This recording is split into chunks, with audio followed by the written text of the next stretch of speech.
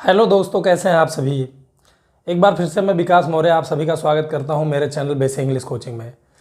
Guys, आज कुछ ऐसी चीज़ पढ़ाऊंगा जो रोज़ की बोल चाल में लगभग आता रहता है। जैसे यहाँ आप देख रहे हो 5 सेंटेंसेस लिखे हुए हैं। अगर ऐसे ही चलता रहा, यदि ऐसे ही चलता रहा, या अगर ऐसे ही रहा, अगर ऐसे ही चलता रहा, ये सब अगर आ जाएंगे तो इसको हम कैसे लिख सकते हैं वो आज मैं आपको बताने वाला हूँ।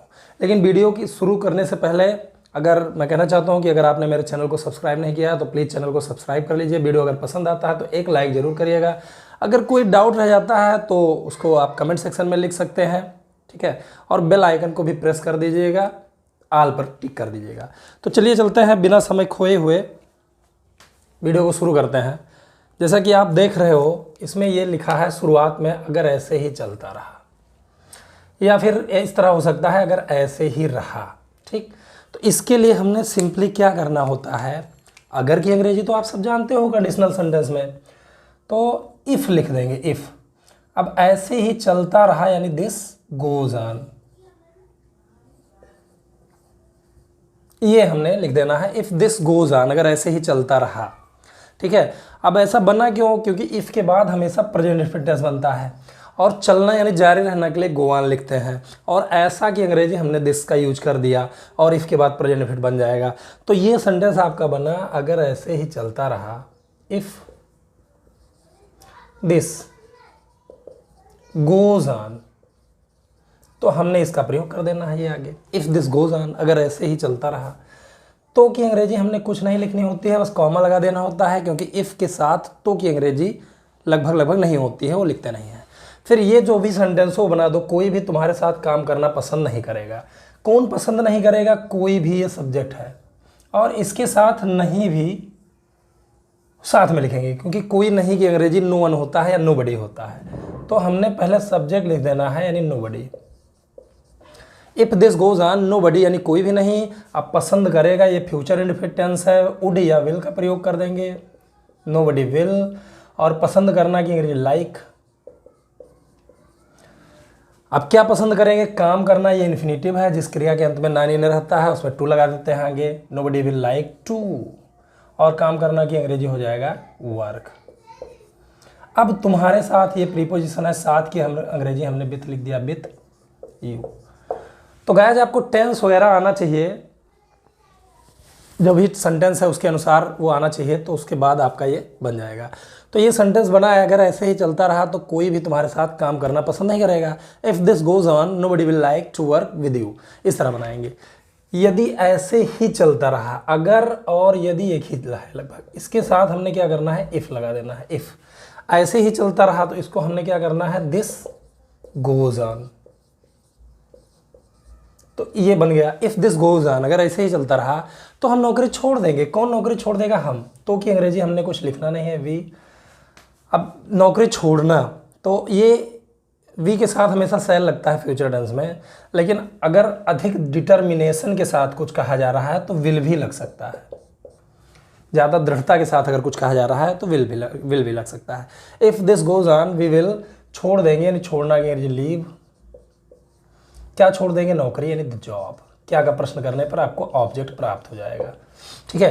तो if this goes on, we will leave the job. इस प्रकार आप अंग्रेजी बोलिए। दिन के कोई भी ऐसे समय नहीं आते हैं, कोई भी क्या, कोई ऐसा समय जरूर आता है जब हम ऐसे बोलते हैं ऐसे सेंटेंस, अगर ऐसे ही रहा तो एक दिन तुम बहुत पछताओगे, अगर ऐसे ही चलता रहा तो तुम्हें कोई काम पर नहीं रखेगा, ऐसे ऐसे हम बोलते हैं। तो ये छोटे छोटे वर्ड्स आपको बहुत सफलता देंगे आपको फ्लुएंटली इंग्लिश बोलने में, ठीक है। तो चलिए आगे बढ़ते हैं। अगर ऐसे ही चलता रहा तो एक दिन आएगा जब तुम पछताओगे।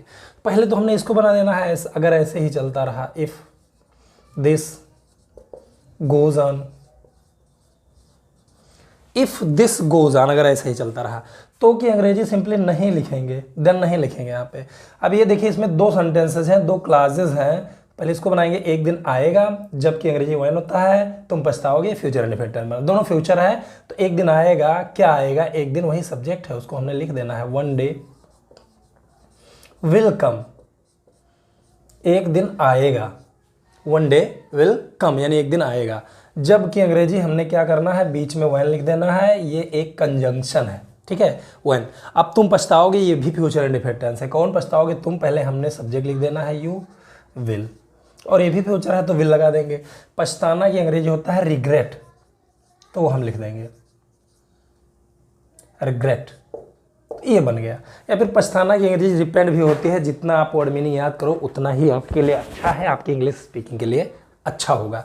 तो ये बना, अगर ऐसे ही रहा तो एक दिन आएगा जब तुम पछताओगे। If this goes on one day will come when you will regret. आसानी से फ्लुएंटली इंग्लिश बोल सकते हो विदाउट एनी हेजिटेशन, अगर ये सब पढ़ते हो तो देखिए, अगर ऐसे ही चलता रहा इसका, तो हमने क्या करना है, लिख देना इफ़ दिस गोज ऑन। अगर ऐसे ही चलता रहा तो एक दिन तुम्हारी प्रेमिका तुमसे ब्रेकअप कर लेगी। बढ़िया सेंटेंस है, ठीक है। तो ब्रेकअप कर लेगी कौन? तुम्हारी प्रेमिका। अब पहले एक दिन लिखा है, चाहो तो उसको आगे लिख सकते हो, या चाहो तो लास्ट में लिख देना। पहले ये बनाओ, ब्रेकअप कर लेगी कौन? तुम्हारी प्रेमिका, यानी योर बिलव्ड का मतलब होता है प्रेमिका। योर बिलव्ड, बिलव्ड मतलब प्रेमिका होता है, ठीक है। और प्रेमिका लवर लिख सकते हो। योर बिलव्ड यानी तुम्हारी प्रेमिका। अब ये फ्यूचर इंडेफिनिट टेंस है दोस्तों, तो फ्यूचर बनाइए। Your beloved will. अब ब्रेकअप करना की अंग्रेजी वो ब्रेकअप ही होता है, ब्रेकअप।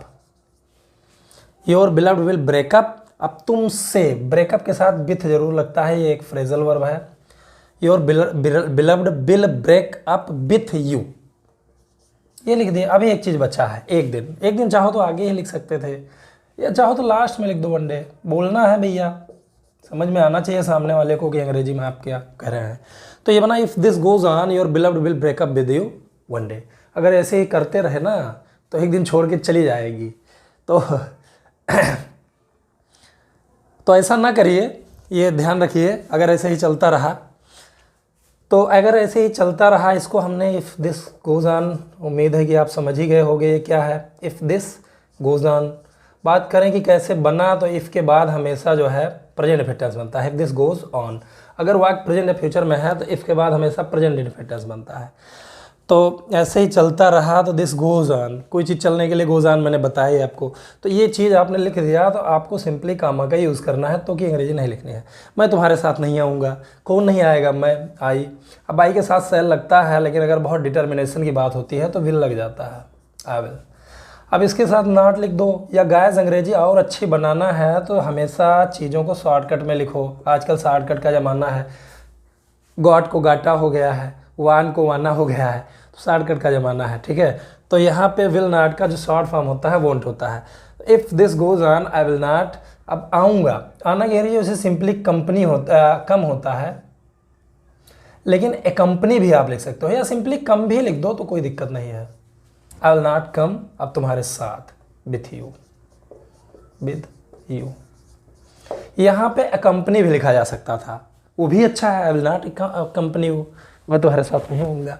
तो गाइस उम्मीद करता हूँ कि बहुत ही कम समयों में ये एक ज़रूरी चीज़ आपको समझ में आ गई है। अगर कोई प्रॉब्लम है तो प्लीज़ मुझे कमेंट करके बताइए, और अंग्रेजी बोलिए। You must speak English, you must try and try to speak English till you get success without any hesitation. बिना हिचकिचाहट के अंग्रेजी बोलो। गलत होता है होने दो, धीरे धीरे सुधर जाएगा। और अंग्रेजी बोलने के लिए किन चीज़ों की ज़रूरत होती है मैं आपको अगले वीडियो में बताने वाला हूँ। तो अगर इसी प्रकार के और भी रुचिकर चीज़ों को, ज़रूरी चीज़ों को जानना चाहते हैं तो मेरे चैनल को सब्सक्राइब कर लीजिए। पसंद आया है तो ज़रूर एक लाइक ज़रूर करिएगा दोस्तों, और बेल आइकन को हिट करके ऑल पर टिक कर दीजिए ताकि मेरे वीडियोज़ के नोटिफिकेशन आपको मिलते रहें। शेष धन्यवाद, थैंक्स फॉर वॉचिंग।